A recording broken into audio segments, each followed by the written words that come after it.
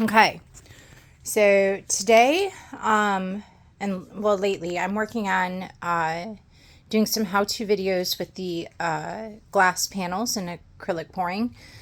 I've been doing these for a while, and I have a few available online, and I'll walk through in one of these videos what makes them so special. So usually I do glass, but today I'm going to work on acrylic panels. So a lot of times when you see me using canvas, it's actually acrylic panels taped to canvas because it just stays on the wheel better if I intend to spin or tilt. So I always attach whatever I'm painting to a canvas. So these are 12-inch round glass pieces that I attach to 12-inch round canvases. So in some of the techniques, you can get some really fun looks that really display just a beautiful amount of dimension. So if any of you were curious how I achieve these looks, it is in part due to this glass technique. It's really fun and it's really interesting. And I have, like I said, I think about 5 different techniques I'm going to walk through with you guys today. I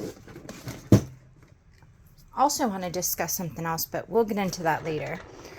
So for right now, I'm starting with, this works on glass, acrylic panels, any type of hard, slick surface. I'm going to show you how to paint on it because it is different in the recipe for your paint. So bear with me one moment because I'm going to need both hands for this. I'm going to move my precious paintings out of the way. Do not mind my slightly messy workspace. It's not terrible, but a little messier than I usually prefer it. All right, I want these out of the way so I don't accidentally get paint on them. I'm setting them on my drying table. There we go. Make sure I have space for my paintings. I like to use Dixie cups to hold up my canvases sometimes when I'm working. So I'm going to grab a little stack of these. They're also great for mixing. Some of the paints I'm going to be using today, these are my Amsterdam Expert Series. When I do anything on glass, the better the pigment quality, the better quality of my painting and composition overall in general. Then I'm going to be working with Shuttle Art, which is not necessarily my favorite brand, but they are a fun craft paint brand for those of you who are not trying to invest in these expert acrylic expensive paints right now. I have 3 cell activators I'll be using. Amsterdam Expert. It's a custom. Most of my colors are custom, so I can't really help you out there. And then I have a little bit of gold cell activator I might play with. And then, of course, I have my white. This one is water activator, Australian Floetrol, and Minwax. So I have 3 different cell activator recipes. I intermix them. I haven't had any issues with it so far. My Amsterdam is typically Liquitex pouring medium mixed in. And then my Shuttle Art is Floetrol cheap pouring medium, like Pouring Masters or something like that. Sometimes I'll just do glue and water. A little bit of alcohol and water. So each of my brands, I use different recipes because I've noticed different recipes work better with certain brands. Then we have Golden. I've been struggling with Golden, but I actually love using it for this application, which is great because it's what I invested in it for anyway because of the pigment quality in general. The first thing I will say, not everybody is familiar with this style of painting. So for me personally, I'm going to take this corner down real quick, sorry. I like to make sure that my composition is going to look fantastic, regardless if you're looking at it from this side or if you're looking at it from underneath, which is actually very tricky with fluid pouring. If you're using any kind of base paint, it is going to take over your composition. And I have this one here as an example. While the depth is phenomenal and it really helps some of these colors shine, I might need to use a flashlight because there's not very good lighting out here. It really helps bring out my color shifts that I create in my metallics. But this is an older one that I experimented with. This is still a really cool effect. But primarily what I do now is focus on making sure that my paintings look just as fantastic from the other side as they do on this side. Example, this is one of the first pieces I ever did. So it's kind of like wild looking there. But I feel like I succeeded in making a nice fluid flow in the back. It looks way better with the light. So in order to achieve that, I had to get really creative and start working with transparent base paints. I will not give this recipe away because I feel like every time I share one of my really fun discoveries, it gets stolen. And what I mean by that is us artists, like, we are so invested in what we do, and it's very painful to have somebody come and be inspired by your art and forget to credit you for that inspiration. And when you have been working so hard to achieve a new technique or a new goal or a new anything, and you start sharing it with the world, and the world takes it as if it's theirs, and you know, people get contracts and deals and they get to name a technique after themselves when they never actually created it. So that is one of the biggest issues that I have experienced personally in the art world. And it kind of sucks. So I'm not going to share the recipe for my base paint just yet. I am working with investors, and when I'm finished with that contract, I'll be able to share more with you guys. But for right now, it's a special base paint.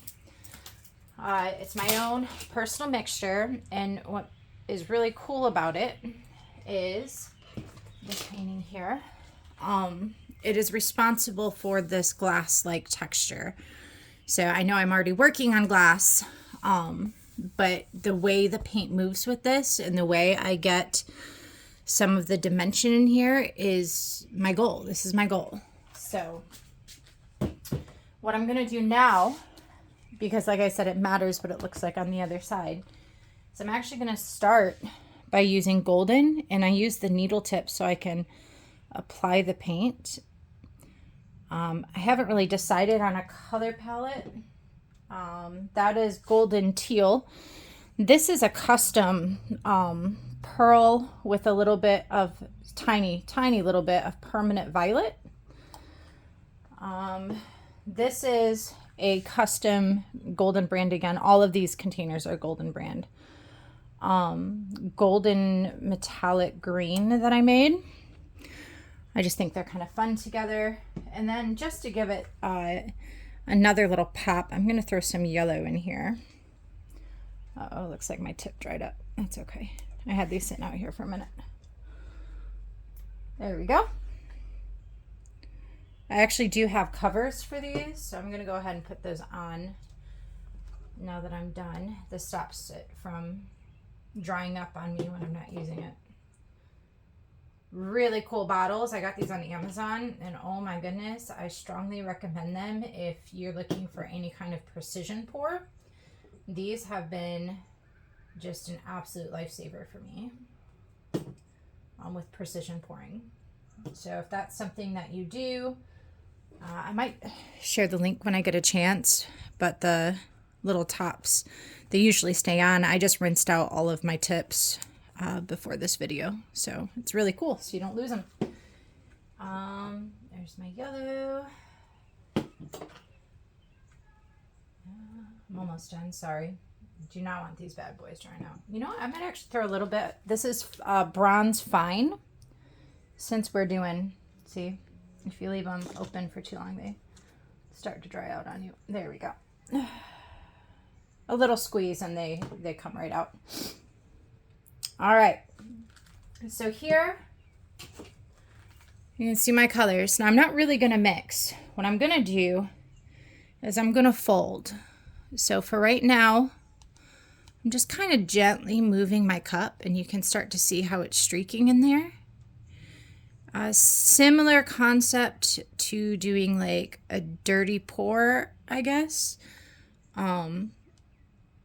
Just a lot more patience and a little bit slower. So I'm going to bring it all the way to the edge up here and then pretty quickly fold it back. And that's how I fold it into itself. Okay, so I'm coming up to the edge. I'm going to fold it back. Okay, so now you can see we have these beautiful layers. And essentially, I am going to do essentially a dirty pour. But as this paint dries, it's going to give me some really beautiful textures to work with. Now this paint it's a lot thicker than other paints. It does not move as freely as like a base C or high white or whatever base paint that you typically use. It is not nearly as free flowing as those paints. It's very thick. So that makes it a little extra tricky to work with. I'm gonna make a little more.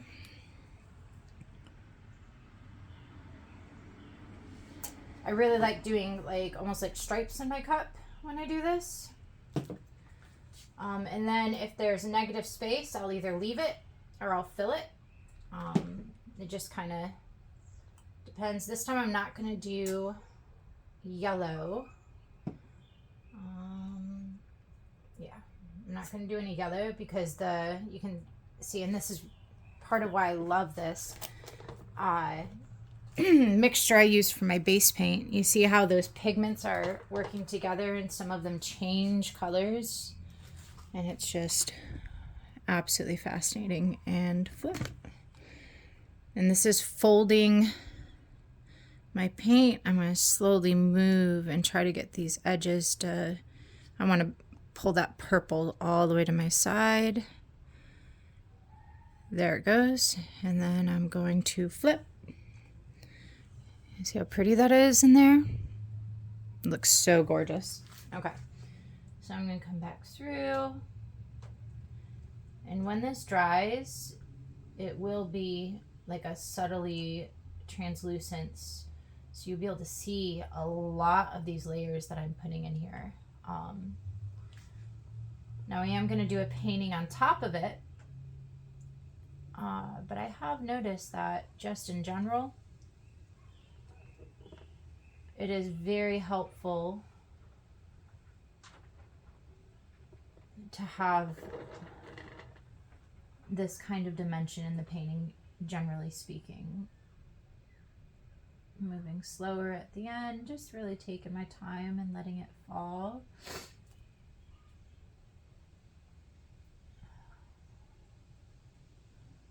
Alright, there we go. I need a little bit in the corners. So now I'm going to take my little spatula here and scrape this out.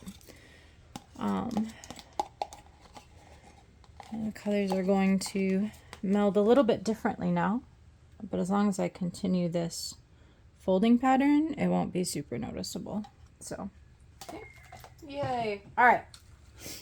Now, I think what I'd like to do is a swipe. And then even after this swipe is done, I'll end up folding my paint back in yet again.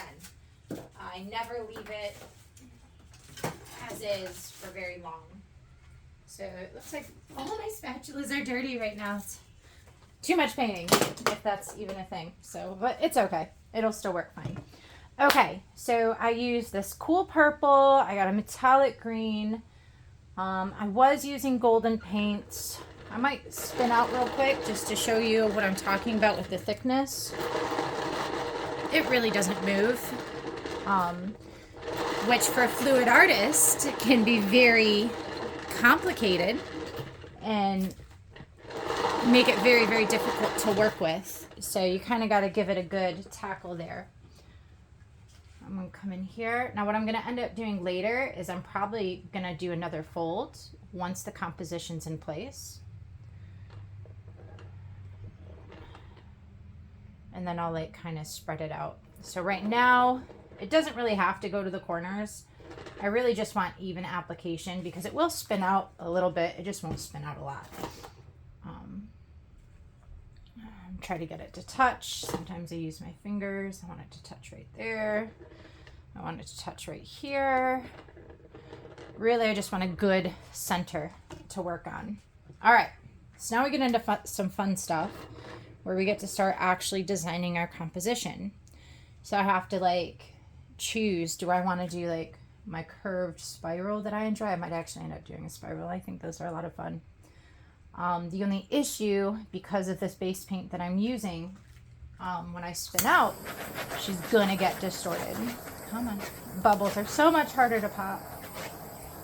There we go. It just takes them longer to close. There we go. Okay, so I have to be very intentional about what I'm pouring. You know what? I might go ahead and do shuttle art. All right.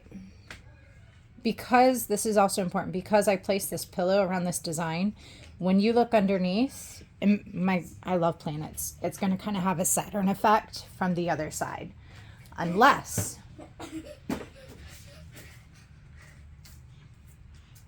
I toss it back into the middle, which I probably will do. So for right now, I'm going to do some of this. Hey, boys. Hold on 1 second. I have a child interruption.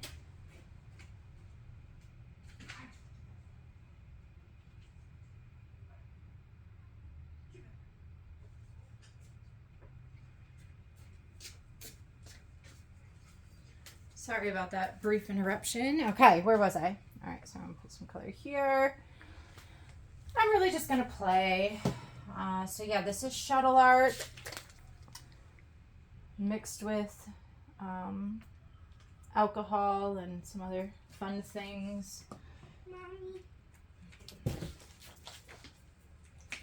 Sure, go inside. Daddy's going to be home in a minute with some lunch. So now I'm going to do this. All right, what do I want to do now? Looks like a hot mess, right? Woo! But it's really not. It's going to, you'll see. So because I don't really want these edges to be totally white, I'm going to fold some of this in. You can already see some natural cells forming. I might have to bring it up to you. You see them? They're quite beautiful. So if you don't overfold, you can get some really cool effects like that. All right.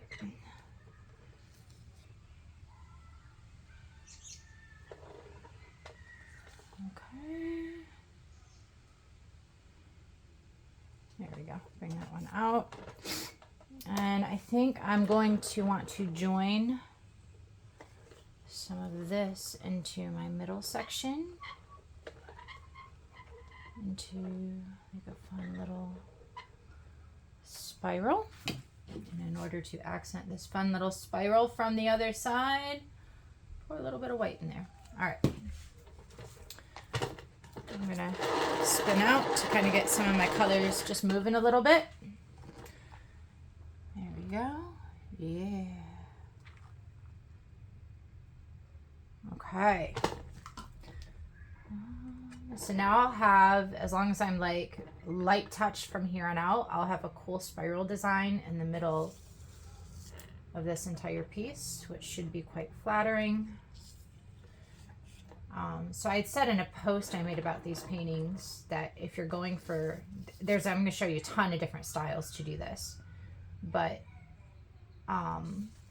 if you're going for that layered, like rock agate almost type appearance when it dries, placement is everything. How you fold your paint is just, I cannot stress it enough. It is like the most important thing.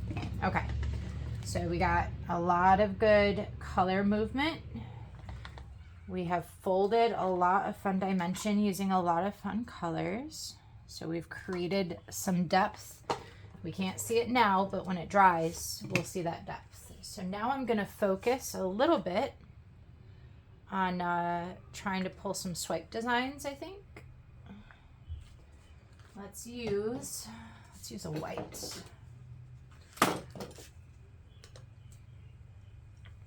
Okay.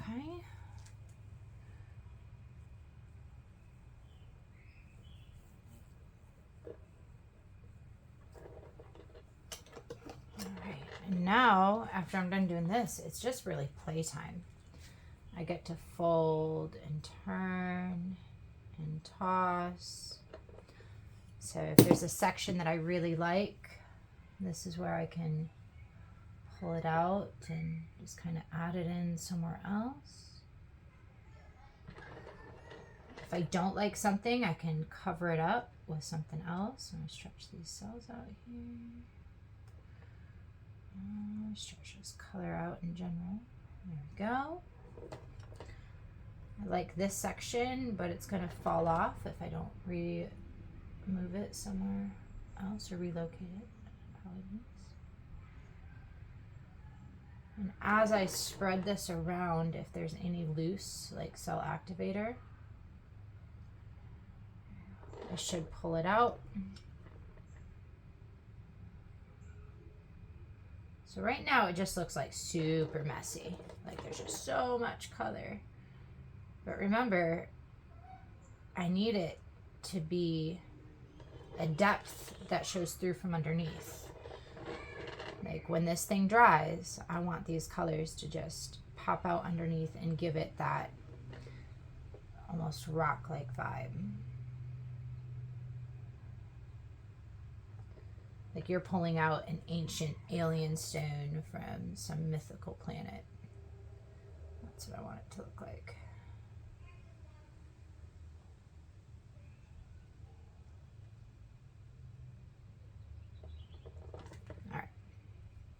I'm just going to need a little bit of cell activator right here, just a little more. I'm going to layer it with some of my turquoise. I really like turquoise and purple. I don't usually use purples and pinks, I just figured they'd be nice and bright. So.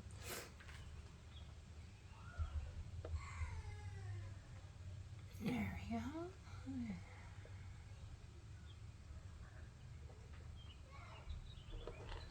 All right, I really like this pretty little subtleness here. What else do I like? I kind of like what's going on right in the center, which is fantastic because the center is your focal point. All right, now I'm going to take some of this beautiful base paint and just kind of do some like hideaway spots where I'm either blending the mess or hiding the mess.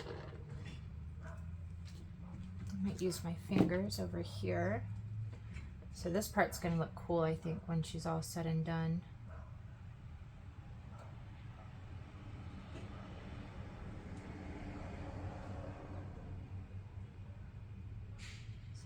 So this will tone it down quite a bit in this section. It's almost like using a hodgepodge, this base color here. But it works out so good.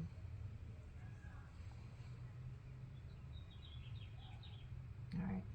I don't like this tail on the top, but I feel like it'll look really good on the bottom. So I'm trying to be very gentle not to disturb underneath and just gently hover on top. Not a fan of this, so I'm just going to gently swoop. There we go. There we go. All right. Okay.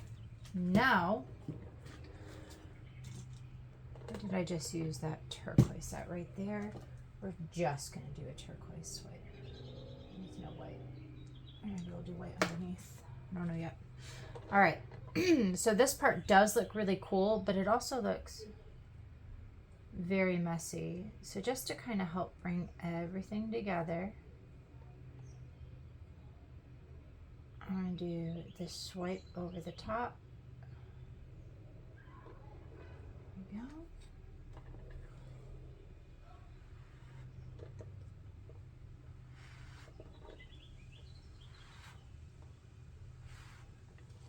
We're going to torch it and get some of those cells moving. Maybe do. There are cells popping up. It just takes turquoise. Just takes a minute. Some nice wrecking lines. Now you can do this with like a very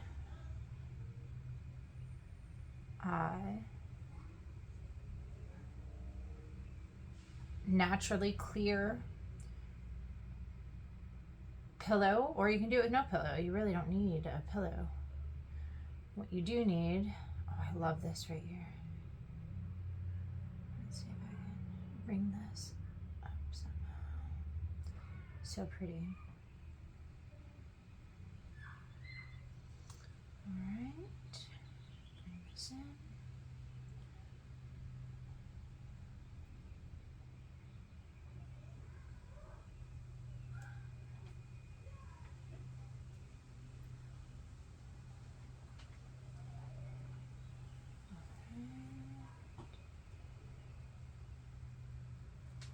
Coolio. It's looking pretty dope.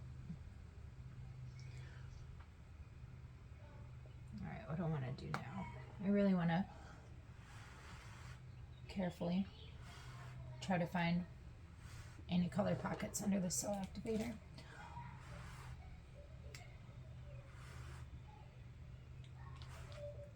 There we go, I got a little color.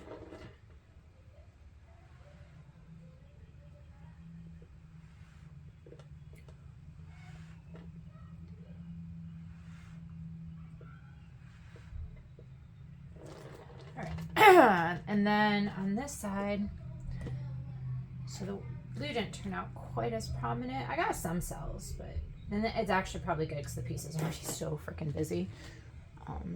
Which usually they're not this busy because I use softer tones, but for the point of this tutorial, like I said, I wanted it to be loud.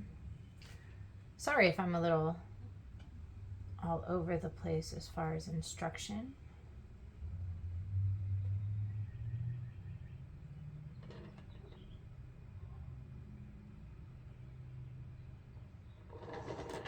There we go.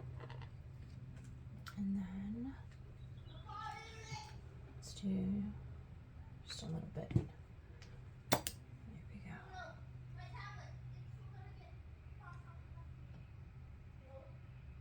Not too much white. There we go. That's better. All right. What else can we do? What else looks messy? I know the whole thing looks messy, but what needs a little bit of boost with flow? Let's just create some good flow. And with this particular style, that's where like quality wrecking does come into play, because it can really just change the entire dynamic of something that just looks like chaos.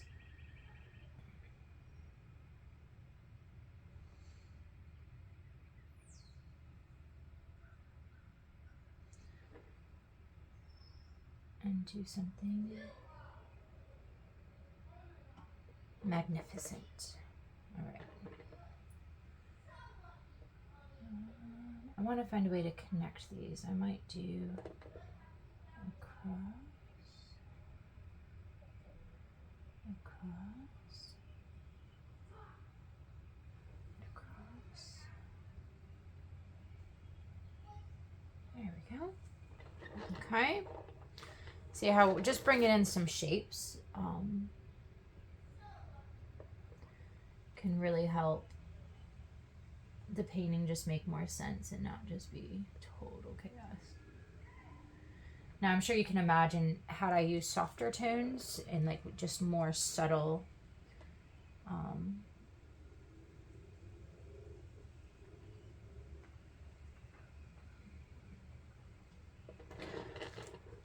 creations or movements, it wouldn't be quite so dark. Just as messy though.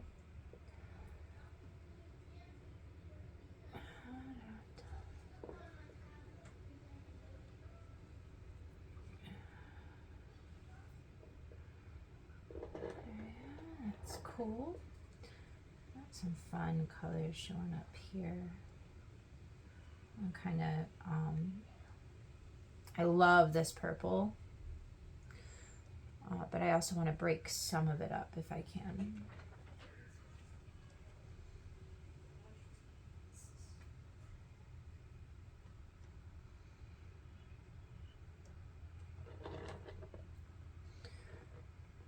Looking good. Okay, now what else can I do? See, just like a little bit of wrecking can help bring everything together when it's just not adding up. Oh my god! What? What? Here. I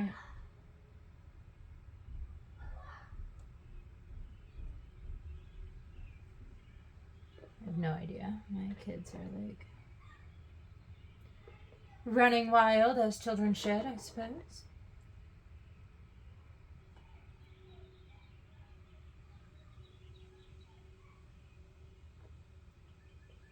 And do some bigger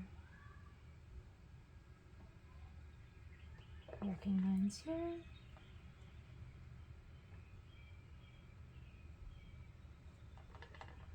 All right.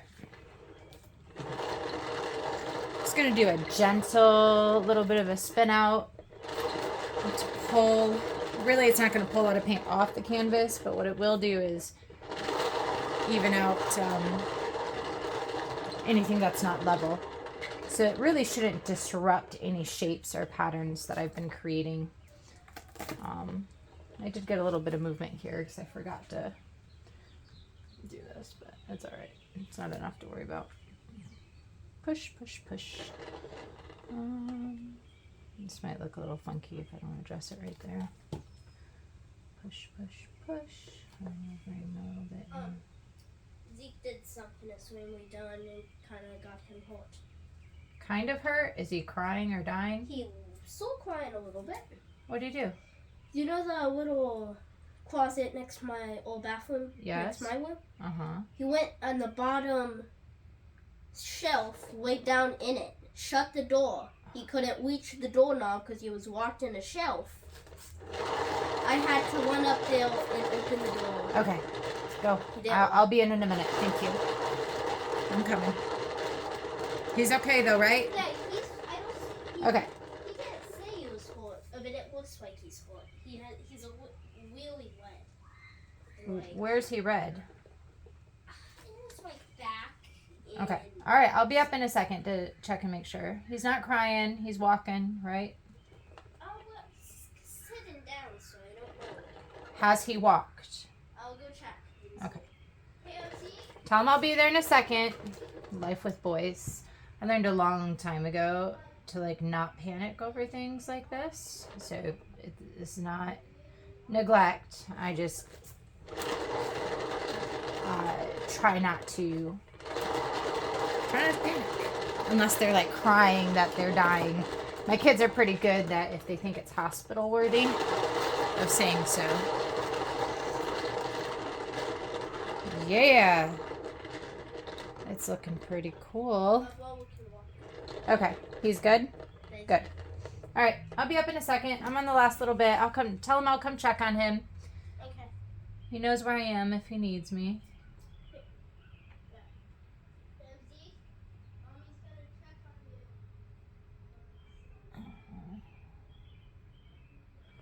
There we go. I might want to add a little, I really love what's happened. Do you see how it just like a couple adjustments and it's really changing in form? But it's not really moving off the canvas, which is the complicated part about this technique. I would absolutely love to see someone else's interpretation of what I'm doing here. Tag me, of course, in it. You can find me on Facebook under the Tipsy Gypsy. I do have a website I've been working on. Kudos to my husband for that one because I'm not tech savvy at all. Or else I would have been online a long time ago. All right, I really love this. I really love this. I don't hate this. It just feels a little out of place. I like this. This needs a little bit here.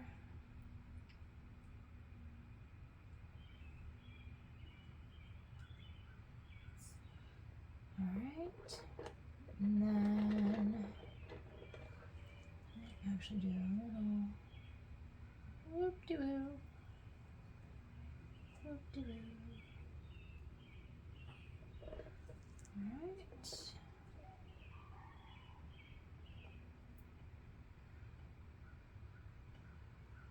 Turn this into a little plant thing because it just sometimes looks cooler than a spiral. Accent these a little more.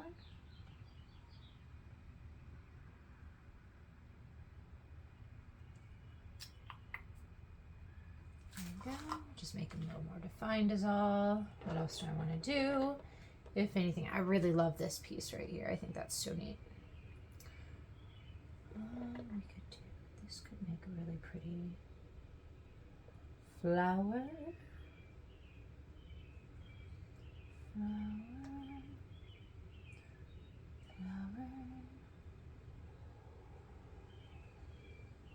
There we go.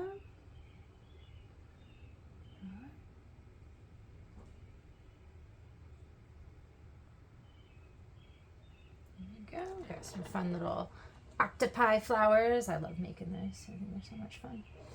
Don't want to mess with that spot. Don't want to mess with that spot. But this is troubling me. So now what I can do, I have this little bit left over. I do have some really pretty, ooh, this one's really pretty spots down here.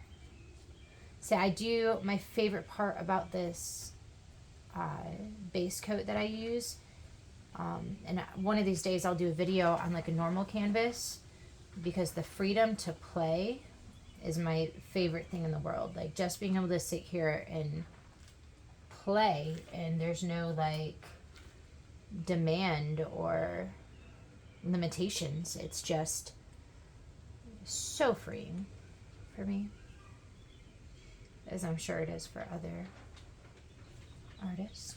Okay. Push some of that off without disrupting anything else. Hey, baby. Huh? Yeah, of course. From the gas station? Yeah, go for it. All right.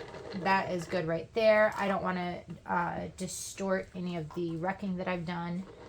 And it is like attempting to distort in certain places, which I do not want. I like that, I like that, I like that. Just one last little check through, I like that. And now I can do this to make this thing make sense.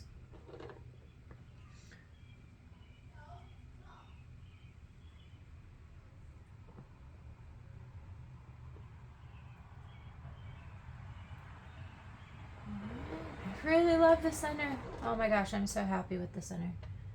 I just think it's so cool.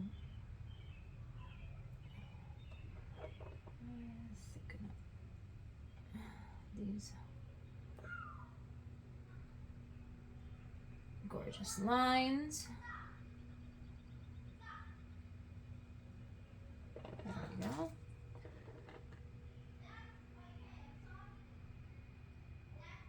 All right, help that spiral out. Just need a little boost. A boosty boost. Yeah, I think she's really fun. I'm very proud of this one, believe it or not. So sometimes you just gotta keep going with it. I know not everybody likes wrecking, and I don't actually enjoy wrecking typically in a lot of my pieces, but like I said, for this particular base, it's so necessary. And you can't see it now, but I can already tell when it dries, the amount of depth that she's gonna have is gonna be just phenomenal.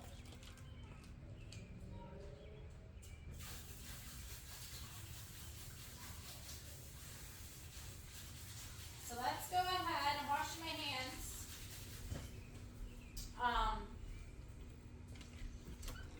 I'll hit her with the torch real quick. All right. And we're just going to peel her off.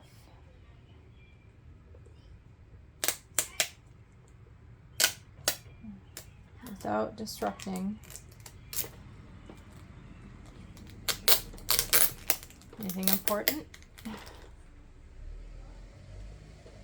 If we can. If it gets too risky, I just want to try to show you underneath. Now I know part of you might be thinking, oh my God, you're going to get paint underneath. I am. But I have a film on the back side of the acrylic glass that after everything's dry, I will peel it off. And any transfers from the composition or my fingers will come off with ease. So it'd be fantastic. Usually I wouldn't do this at all, but I want to show you if I can. I might have to wait until she dries. I'm gonna have to wait until she dries. Maybe. Let's see. So I like them to dry on the canvas. But I might be able to get you. Take this off. I got an idea. I got it. I'm not gonna take this off yet, because then I'm gonna get paint on the other side, and that would be devastating for me right now. Okay, I worked way too hard on her. All right, let me take my phone down. All right, I want to show you something. This is what she's still wet, so I only got a second. But do you see